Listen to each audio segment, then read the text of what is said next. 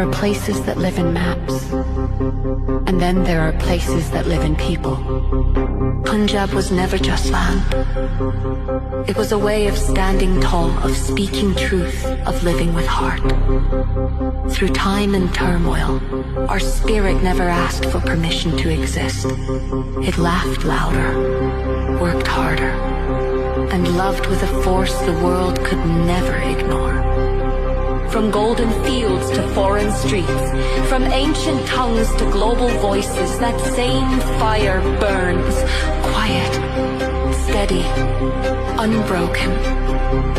They called it energy. They called it pride. We call it Punjabi.